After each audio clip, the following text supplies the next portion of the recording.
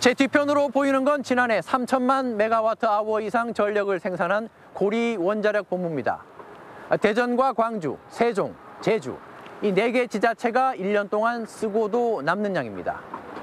이와는 반대로 전력 생산은 미미한데 전력 소비만 높은 지자체들도 있습니다.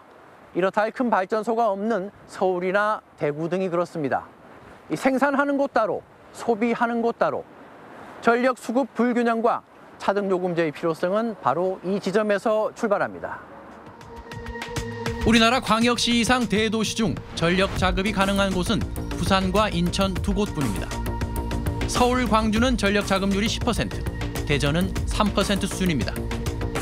자급률이 100%를 넘는 곳은 대부분 비수도권 지역인데 원전이 있는 경북, 전남은 지난해 200% 안팎이었습니다. 문제는 발전소와 소비지역 사이의 거리만큼 막대한 송전 비용이 든다는 점입니다.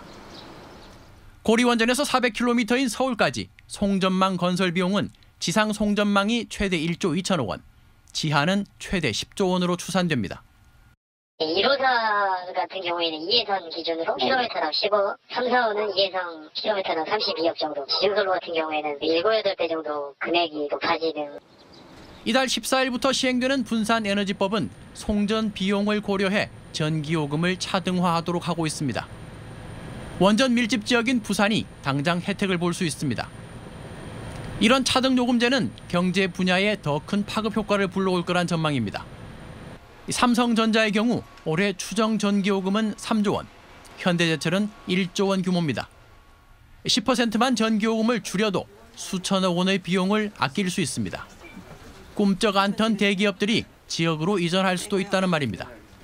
특화단지가 지정이 되면 대기업을 유치한다든가 지역 균형 발전 그런 것들 때문에 저희가 1호가 되려고 노력을 하는 거죠.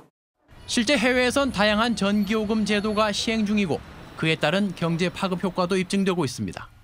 영국 같은 경우는 대규모 발전소가 북부 쪽에 위치하고 있는데 이제 런던이나 그 남부 지역으로 송전망이 이제 깔려 있는데 송전 비용이라든지 사회적 비용 부분을 고려를 해서 정부는 우선 내년부터 발전사가 한전에 판매하는 전력 도매 가격부터 차등요금제를 도입할 예정입니다.